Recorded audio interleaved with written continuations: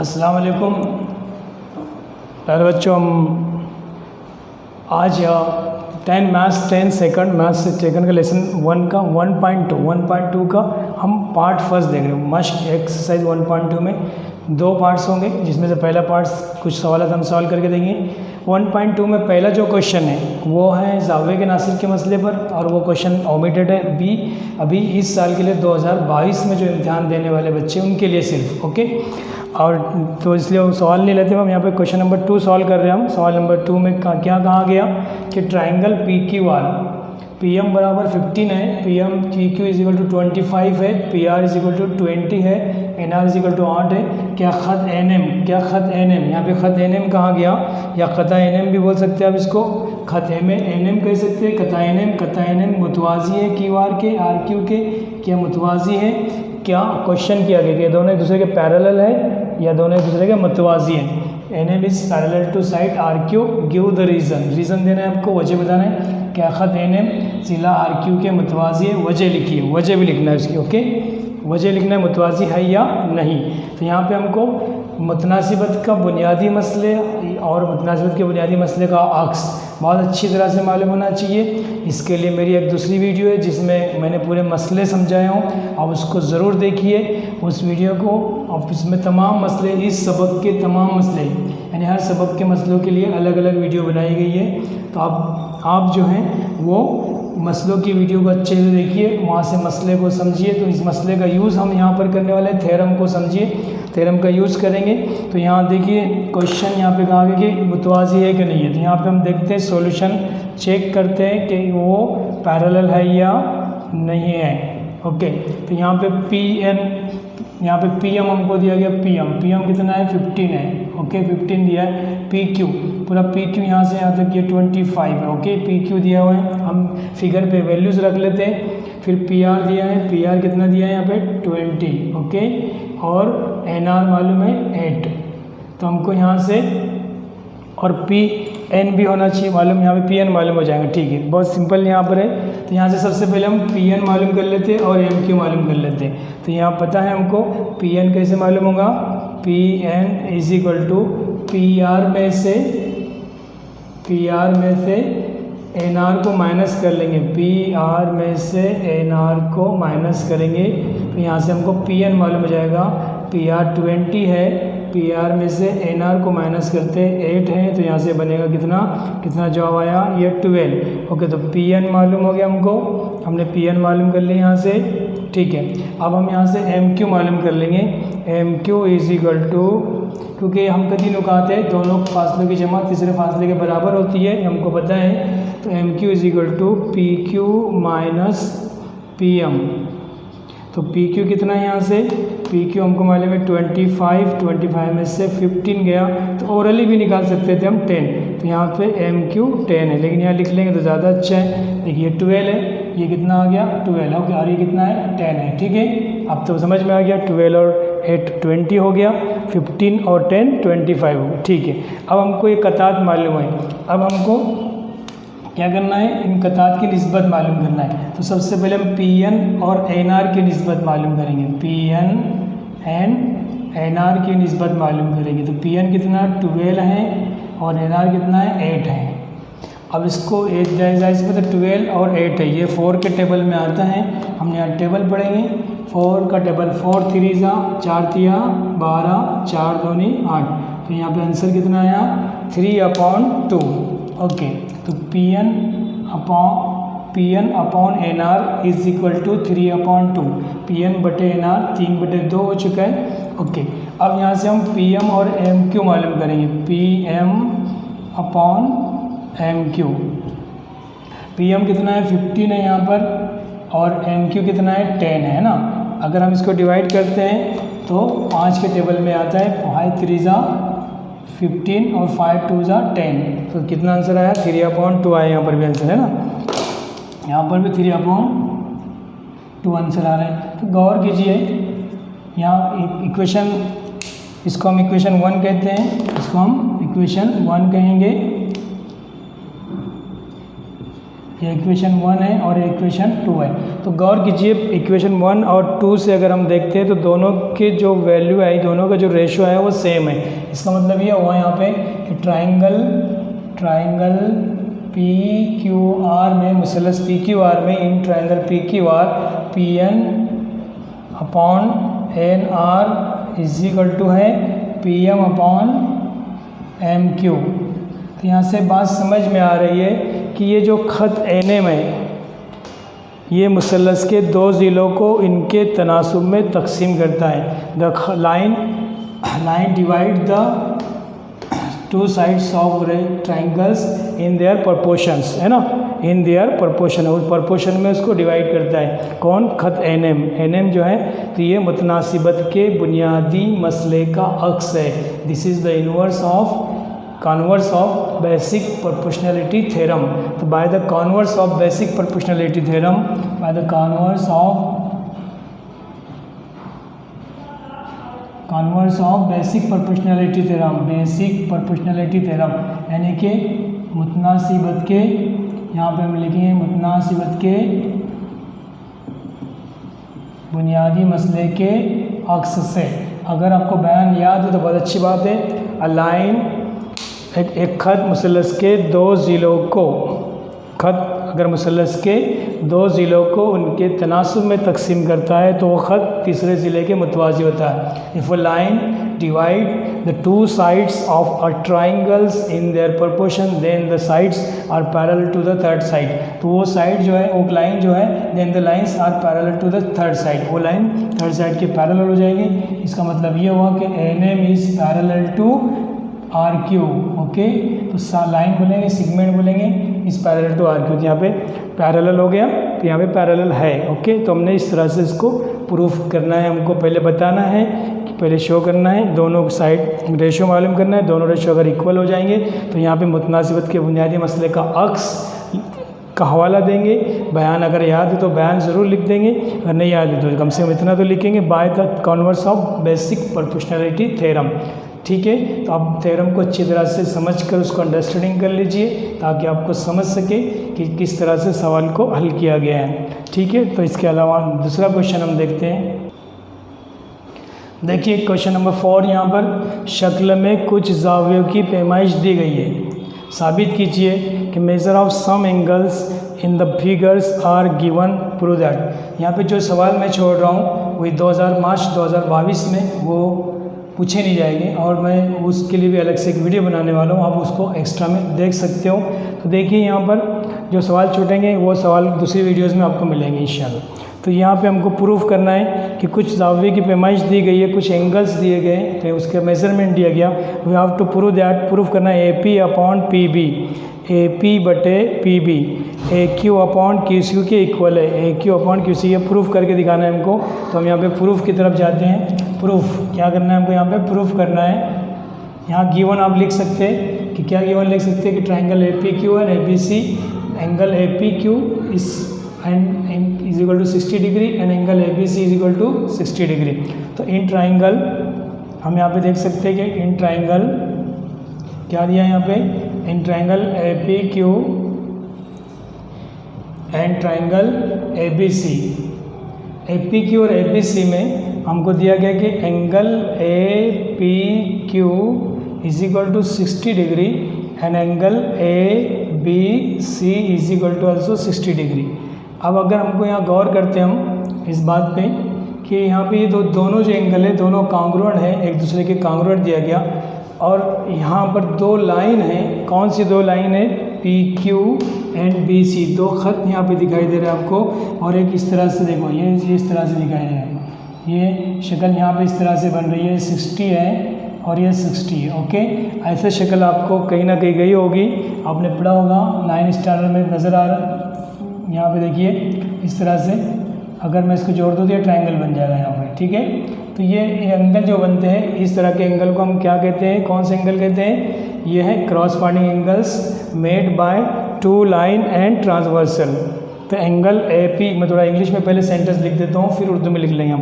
तो angle APQ and angle ABC,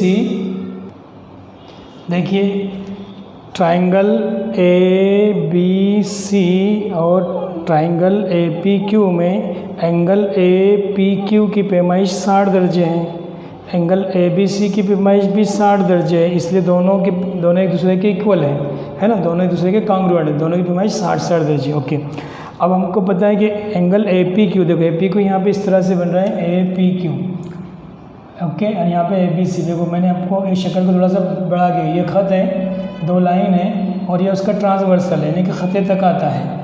तो यहाँ पे 2 जाविये बन रहे हैं, दोनों मुतमासिल है, 2 खत और खत्ते तक आता, ये खत्ते तक आता है। तो 2 खतूत पी क्यू और बी सी और इनके खत्ते तक आता ए बी से बनने वाले ये नज़ीरी जाविये हैं। कौन से जाविये ये? नज़ीरी जाविये, ये दोनों जाविये नज़ीरी जाविये। शॉर्ट में आप हवाला दे सकते हैं property of corresponding angles, property of corresponding angles नज़ीरी जाविये की खासियत से। नज़ीरी जाविये की खासियत ये है कि अगर कॉरस्पॉन्डिंग एंगल्स कांग्रुएंट होते हैं तो जो खत 2 खत उसमें यूज़ हो रहे हैं, 2 खत और तकाता, उनके से बनने वाले जो नज़ीर जाविये अगर मुतमासिल है तो खतूत जो है एक दूसरे के मुतवाज़ी होंगे। खतूत क्या होंगे? एक दूसरे के मुतवाज़ी होंगे। इसका मतलब पी क्यू मुतवाज़ी है यहाँ पे बी सी के, क्या है यहाँ पे? पी क्यू मुतवाज़ी है, पैरेलल है किसके? बी सी के। Okay, P Q is parallel to B C. यहाँ पे इंग्लिश में इसको इस तरह से कहेंगे कि A P Q, angle A P Q and angle A B C made by are corresponding angles made by 2 line P Q and line B C and their transversal A B P Q B C और उनका transversal, ये transversal के ज़रिए बनने वाले नज़ीरी जाविये। मैंने पूरा statement यहाँ लिख दिया हूँ, अब शॉर्ट में इतना लिख सकते हैं, प्रॉपर्टी ऑफ क्रॉसपॉन्डिंग एंगल्स नज़ीरी जाविये की खासियत से पी क्यू क्या है?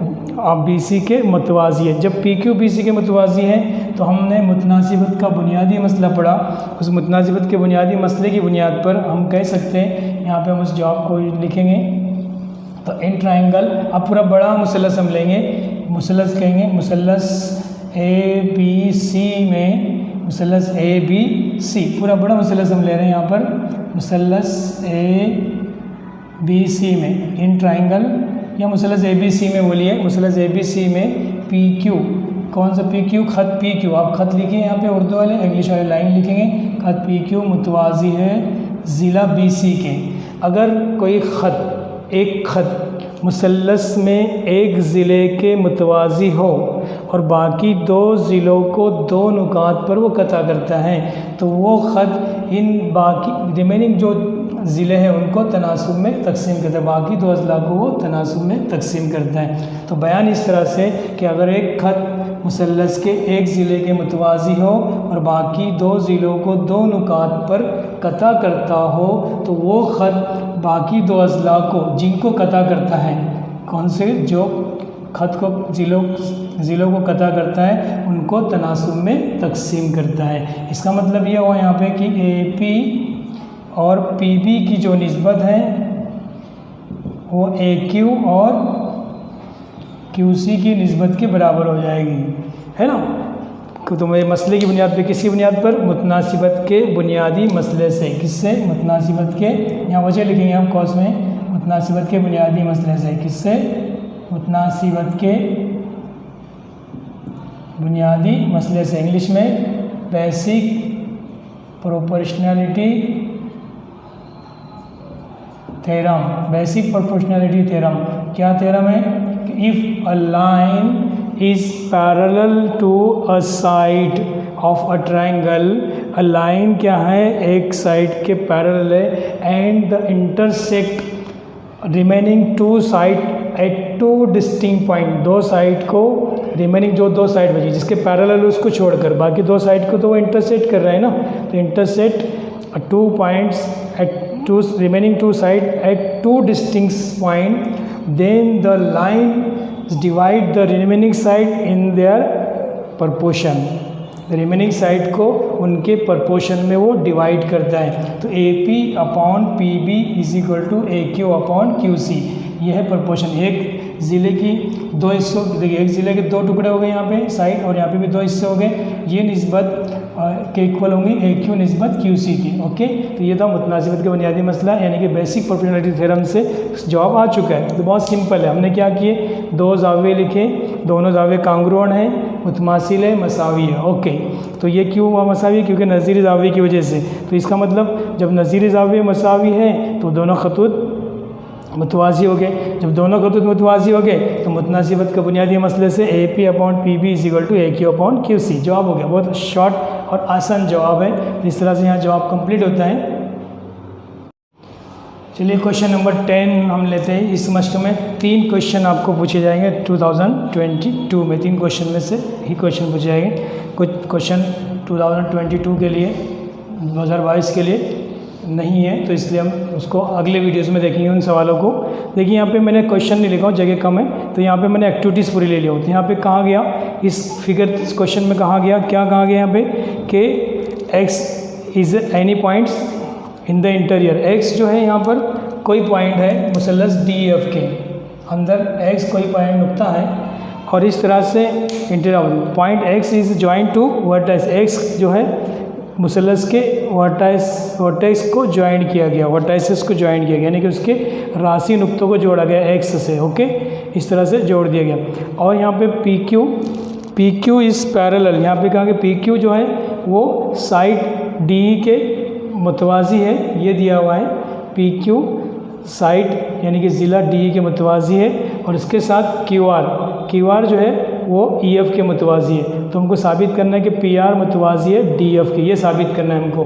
PR मुतवाज़ी है DE के, ये साबित करना है। लेकिन ऑलरेडी एक्टिविटी में सब लिखा हुआ है, तो जो लिखा हुआ है मैंने पूरी एक्टिविटीज़ को यहाँ पे बता रहा हूँ। ये आखिरी की स्टेप है, नीचे दिखाई नहीं देगा आपको, इसलिए यहाँ पे लिखा हुआ ये आखिरी की स्टेप है। ठीक है, लास्ट स्टेप।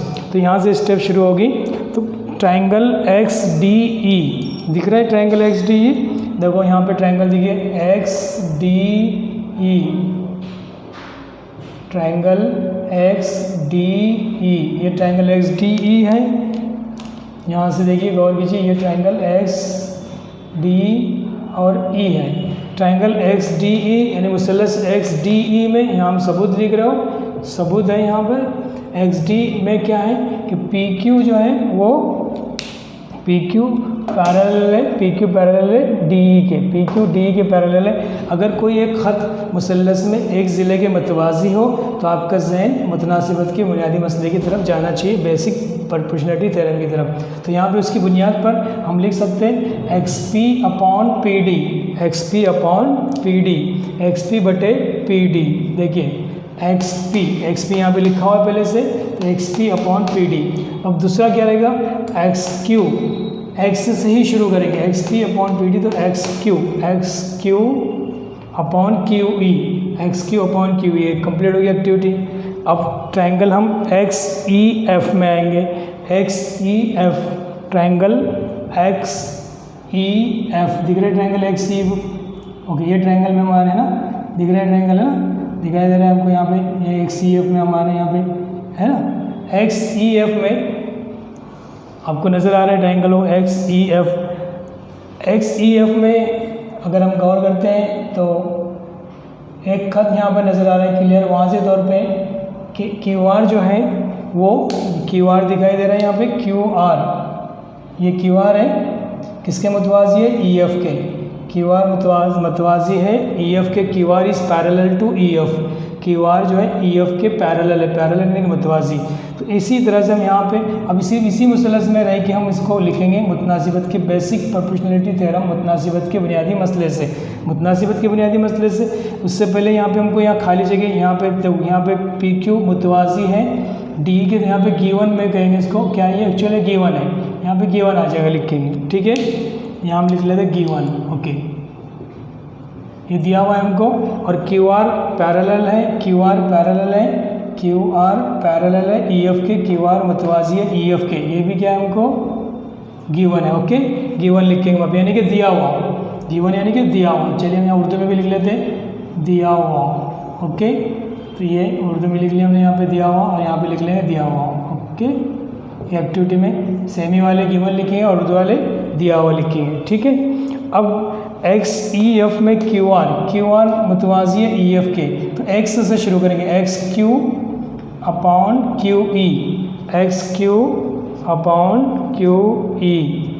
XQ/QE, फिर X से इधर जाएंगे दूसरी लाइन पे XR/RF, upon R F. Okay, यहाँ तक तो बात समझ में आ गई है। अब अगर फ्रॉम 1 and 2 मसावत 1 और 2 से अगर गौर करते तो x Q upon Q E और ये भी x Q upon Q E है। इसका मतलब ये हुआ कि ये दोनों रेशो एक दूसरे के बराबर हैं, तो ये दोनों रेशो एक दूसरे के बराबर हो जाएंगे। यहाँ पे मैं थोड़ा रेट से आपको डायरेक्शन बता रहा हूँ कि ये जो रेशो हैं ये रेशो एक दूसरे के बराबर हो जाएंगे, है ना। X P upon P D, X P upon P D, X P upon P D किसके बराबर हो जाएंगे? हाँ, X R upon R F के। ये मसावत 1 और 2 से हमने यहाँ साबित कर दिए, है ना। अब अगर गौर करते हैं यहाँ पर कि X P upon P D इसके इक्वल, क्योंकि ये दोनों एक दूसरे के इक्वल है। देखो X Q upon Q V और X Q upon Q V, ये दो रेशो एक दूसरे के बराबर होगी, दो निस्बत एक दूसरे के बराबर होती है, ये दोनों निस्बत एक दूसरे के बराबर लिख देंगे हम। ये इसके बराबर ये लिखेंगे, यानी इसकी वैल्यू जो है उठा के इसके बाजू में आगे इसके बराबर इक्वल में लिख देंगे, ठीक है। तो X P upon P D, X R upon R F. अब यहाँ पर देखिए X P upon P D, X R upon R F, ये बात साबित हो गई। इसका मतलब यह है कि मुतनासिबत के बुनियादी मसले के अक्स से ये ख़त जो है पी आर जो है वो सेगमेंट डी के मतवाजी हो गया। क्वेश्चन यहाँ पे कंप्लीट हो गया और इस तरह से यहाँ पर ये मश्क कंप्लीट होती है। बाकी जो सवाल एक्स्ट्रा सवाल है उसके लिए एक्स्ट्रा वीडियो देखिए, बाकी बचे हुए सवाल के लिए। चलिए अल्लाह हाफिज़, आज के लिए इतना काफ़ी है। चैनल को सब्सक्राइब कीजिए, लाइक कीजिए और कमेंट कीजिए।